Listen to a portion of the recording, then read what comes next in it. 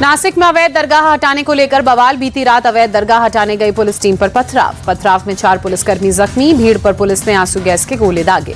Court के आदेश पर दरगाह को हटाया जा रहा था। 400 लोगों की भीड़ ने पुलिस पर पथराव किया। मुर्शिदाबाद के धुलियान कस्बे में केंद्रीय सुरक्षा बलों की तैनाती। 11 अप्रैल को भड़की थी हिंसा। अधिकारियों ने हालात के नियंत्रण में होने का दावा किया। मुर्शिदाबाद हिंसा में बांग्लादेशी उपद्रवियों के शामिल होने का अंदेशा। गृह मंत्रालय के सूत्रों के मुताबिक शुरुआती जांच में खुलासा हुआ, अराजकता फैलाने में कई टीएमसी लीडर्स ने की थी मदद। मुर्शिदाबाद हिंसा में बाप बेटे की हत्या के 2 आरोपी अरेस्ट हुए। एक आरोपी बांग्लादेश सीमा के पास से पकड़ा गया। हिंसा और तनाव के बीच हावड़ा में पुलिस ने फ्लैग मार्च निकाला। सभी से शांति बनाए रखने की अपील की। बंगाल हिंसा को लेकर सीएम योगी का बड़ा बयान। बोले, दंगाई लातों के भूत वो बातों से कहां मानेंगे, डंडा ही उनका उपचार। सीएम योगी के डंडे वाले बयान पर अखिलेश का पलटवार। बोले, कभी उन्हें जीरो या अंडा याद आता है तो अब डंडा याद आ रहा है।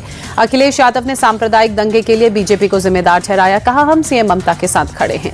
मुर्शिदाबाद हिंसा में घायल लोगों से मिले कांग्रेस नेता अधीर रंजन चौधरी। कहा, लोग जिंदा रहने के लिए संघर्ष कर रहे हैं, ममता चुप बैठी हैं।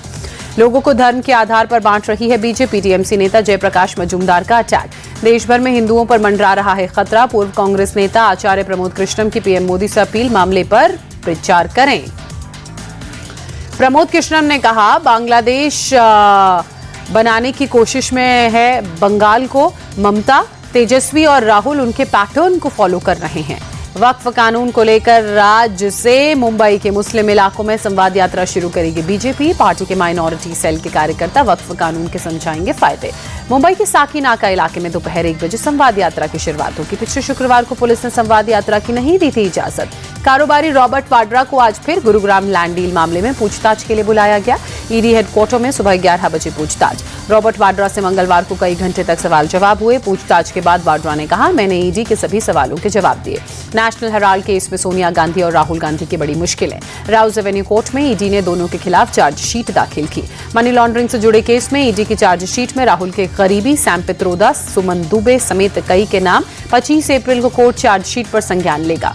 कांग्रेस नेता अभिषेक मनु सिंघवी ने ईडी चार्जशीट को राजनीतिक प्रतिशोध का अभियान बताया। कहा, इसमें कानूनी दृष्टि से कुछ भी नहीं, इसका करेंगे विरोध। कांग्रेस नेता जयराम रमेश ने कहा, प्रधानमंत्री और गृहमंत्री को डराने की और धमकाने की जो इनकी कोशिश है, हमारा नेतृत्व इस पर चुप नहीं बैठेगा। कांग्रेस नेता दानिश अली भी बीजेपी पर भड़के। कहा, हम इस तरह की धमकियों का जवाब कोर्ट में देंगे। पंजाब कांग्रेस अध्यक्ष अमरिंदर राजा वडिंग ने कहा, राहुल गांधी ईडी से डरने वाले नहीं है, वो पीछे हटने वाले नहीं हैं। बीजेपी सांसद सुधांशु त्रिवेदी ने कहा, कांग्रेस के लिए इस मामले में राजनीति करने का कोई आधार नहीं है। मोदी सरकार के आने से पहले इसमें मामला दर्ज हुआ था। सुधांशु त्रिवेदी ने कहा, यह मामला 2012 में शुरू हुआ था। दिल्ली हाईकोर्ट ने अक्टूबर 2013 में एक जनहित याचिका से इसे केस की सुनवाई शुरू की थी। बीजेपी अध्यक्ष जेपी नड्डा के घर कैबिनेट मंत्रियों की बैठक। अमित शाह, राजनाथ सिंह, निर्मला सीतारमण, पीयूष गोयल और अश्विनी वैष्णव समेत कई मंत्री शामिल हुए। जेपी नड्डा के घर पर हुई बैठक में सरकार के कामकाज, संगठन के साथ समन्वय को लेकर चर्चा। पीएम मोदी के मधुबनी दौरे से पहले एक्शन में केंद्रीय मंत्री लल्लन सिंह मुजफ्फरपुर में बैठक कर विधायकों और मंत्रियों को पीएम की सभा में 50-50 हजार लोगों की भीड़ जुटाने का निर्देश। भुवनेश्वर में कांग्रेस कार्यकर्ताओं ने मशाल रैली निकाली। प्रदेश में महिलाओं पर बढ़ते अत्याचारों के खिलाफ रैली। हैदराबाद के इंदिरा आवास योजना के लाभार्थियों को 1-1 लाख रुपए का चेक मिला। मुख्यमंत्री रेवंत रेड्डी ने पहले चरण के चेक का वितरण किया। गाजियाबाद में एक शादी समारोह में हर्ष फायरिंग में 3 लोग घायल। 13 साल का एक बच्चा भी छर्रा लगने से घायल। सभी को अस्पताल में भर्ती कराया गया। पुलिस ने हर्ष फायरिंग के आरोपी फिरोज और उसके एक साथी को गिरफ्तार किया। 12 बोर के पंप गन से टेंट के अंदर फायरिंग की। पाकिस्तान के बलूचिस्तान में सैनिकों से भरी बस बम ब्लास्ट का शिकार। 3 अधिकारियों की मौत, 18 सैनिक घायल। पुलिस के मुताबिक सड़क के किनारे प्लांट किए गए बम में धमाका हुआ। फिलहाल किसी संगठन ने हमले की जिम्मेदारी नहीं ली।